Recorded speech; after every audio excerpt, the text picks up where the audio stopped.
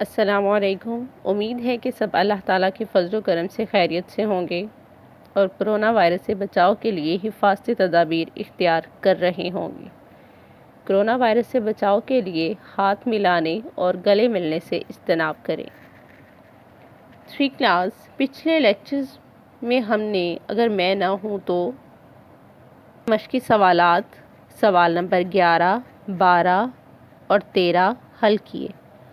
آج ہم اردو کے صفحہ نمبر 30 پر موجود جائزہ کے بارے میں پڑھیں گے۔ جائزہ: سننا یا بولنا۔ سوال نمبر 1، دیا ہوا واقعہ غور سے سنیں اور پوچھے گئے سوالات کے زبانی جوابات دیں۔ نبی کریم صلی اللہ علیہ وآلہ وصحبہ وسلم بہت نرم دل تھے۔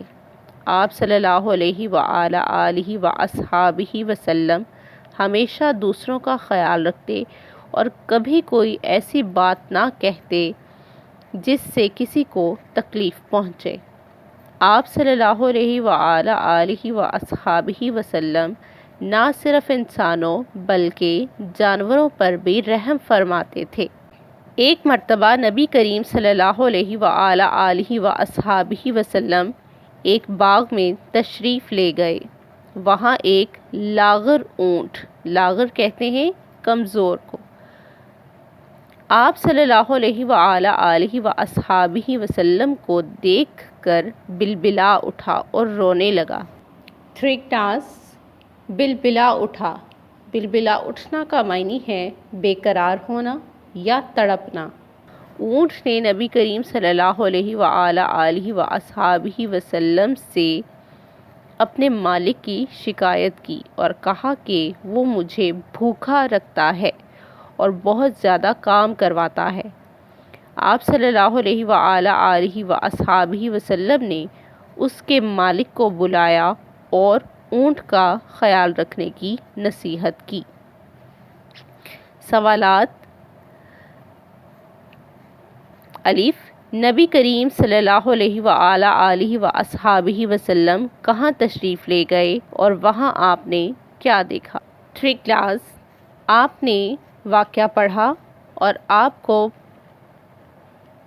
اس سوال کا جواب پتہ چل گیا ہوگا کہ نبی کریم صلی اللہ علیہ وآلہ وسلم کہاں تشریف لے گئے تھے اور وہاں آپ نے کیا دیکھا تھا۔ تو پیارے بچوں، اس کا جواب ہے نبی کریم صلی اللہ علیہ وآلہ وصحبہ وسلم ایک باغ میں تشریف لے گئے۔ وہاں ایک لاغر اونٹ آپ صلی اللہ علیہ وآلہ وسلم کو دیکھ کر بلبلا اٹھا اور رونے لگا۔ نیکسٹ دیکھیں کلاس بے، اونٹ نے نبی کریم صلی اللہ علیہ وآلہ وصحبہ وسلم سے کیا شکایت کی؟ پیارے بچوں، اس کا جواب ہے اونٹ نے نبی کریم صلی اللہ علیہ وآلہ وصحبہ وسلم سے اپنے مالک کی شکایت کی اور کہا کہ وہ مجھے بھوکا رکھتا ہے اور بہت زیادہ کام کرواتا ہے۔ جیم، نبی کریم صلی اللہ علیہ وآلہ وصحبہ وسلم نے اونٹ کے مالک کو بلا کر اسے کیا نصیحت کی؟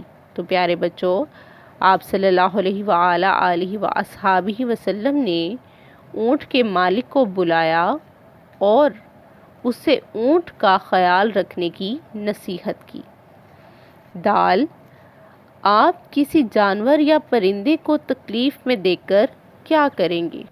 3 کلاس اگر میں یا ہم کسی بھی جانور یا پرندے کو کسی تکلیف میں دیکھیں گے تو یقیناً اس کی تکلیف دور کرنے کی کوشش کریں گے۔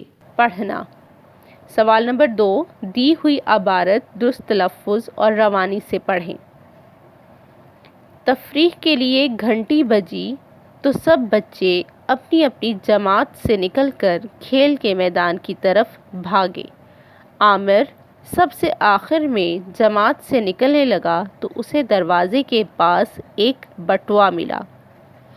3 کلاس بٹوا کہتے ہیں پرس کو جس میں پیسے رکھتے ہیں۔